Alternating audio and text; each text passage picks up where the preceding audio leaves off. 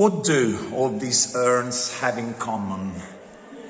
They all froze a moment in time of these characters, a moment in their life which is frozen forever.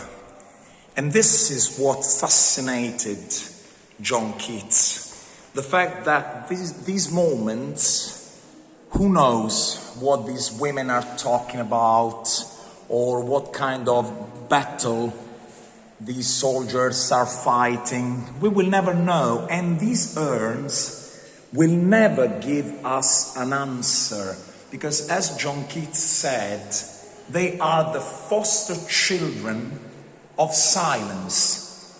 These urns do not speak, because their time is eternity.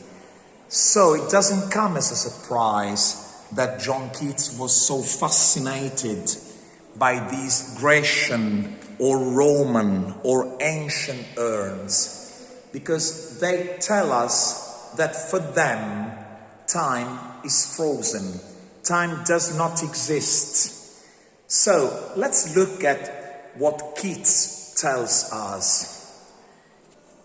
These moments are frozen in time. So these actions cannot move backwards or forwards. They stand still. These people are about to do something. They are about to make an action, but they will never complete it. These are frozen at the very moment of the maximum desire of doing something. And this is art, freezing a moment in time when the potential desire is at its maximum. And John Keats says that art has this function to preserve that maximum potential for eternity. So let us wonder if art is superior to life or the other way round.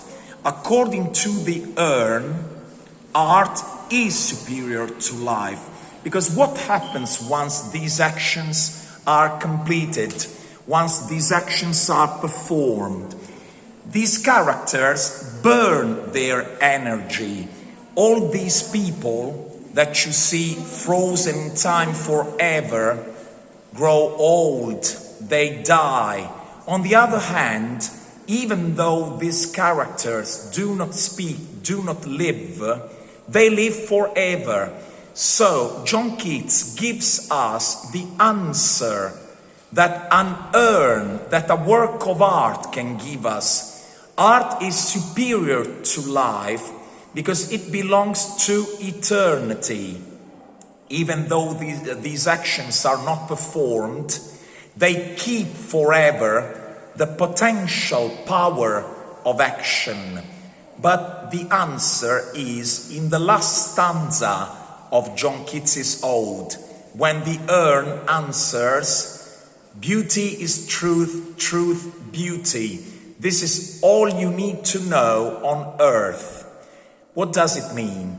According to the urn, not according to us as living human beings. We would never give this kind of answer. Obviously, we would say that to live, to perform an action, is better than just waiting for it to happen for eternity. Each and every one of us would say that doing something is better than waiting for something to happen, but not according to an urn. The urn belongs to eternity. So the answer that art gives us, that art goes beyond time and it belongs to eternity. But the mistake we must not make is to give the same answer. John Keats gives us the answer that a work of art would give, that art freezes life. This scene, these people singing, maybe it's a sacrifice, maybe they are dancing, maybe they are celebrating some kind of god.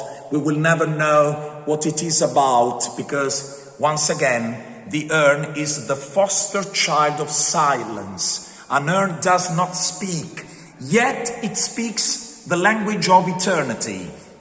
These actions will never be performed, but they stay there for eternity. This is the answer that art gives, and it's the opposite of real life. We all prefer to burn with our passions, to do what we want to do, what we long to do. We want to kiss someone. Maybe in these images something is about to happen. Maybe some sexual performances are about to happen here. So it's full of potential. This urn has a lot of potential on it, and it will never be expressed. So from our point of view, this is bad, because once I get the chance to do something, to live a passion, I want to live it. I want to burn with the passion. But Keats says, what remains? Nothing. A parching tongue, and we burn with the passion.